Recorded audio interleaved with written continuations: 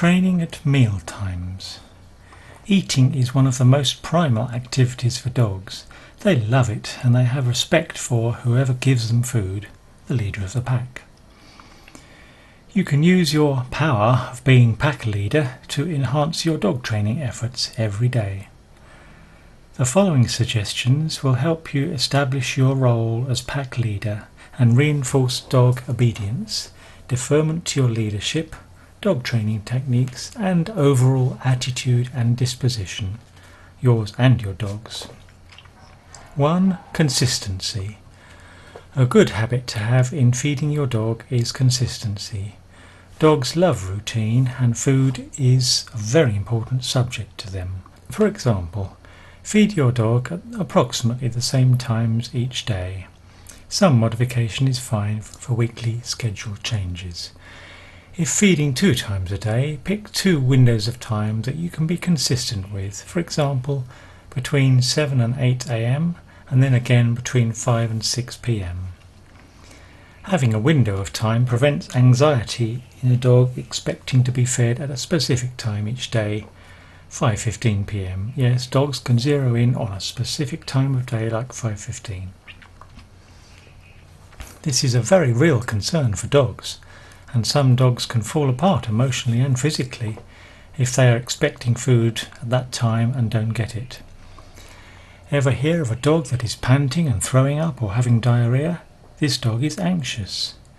Setting a window of time and sticking to it will help your dog remain calm.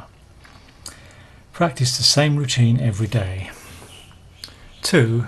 No running buffet. A big mistake is to offer up the running buffet where food is available around the clock. This is actually pretty common feeding program in many homes because it is simple for the humans. Add food as needed. So why not do this?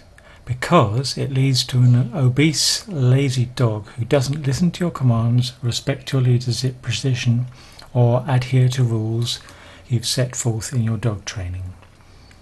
3. Mealtime is dog training time. Wonderful things happen at mealtime for you and your dog.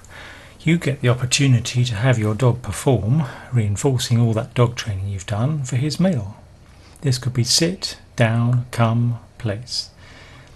This is the easiest way you have of getting your dog's affirmation of you being the leader and reinforcing dog training. If you aren't the leader, guess who is? It will be the demanding, obnoxious dog who's bossing you around for a meal. For example, hold the food bowl in your hand. Your dog may be jumping, yipping and pawing at you for the food. This is another dog training opportunity for you, teaching him to be calm at meal times. State your command once and wait.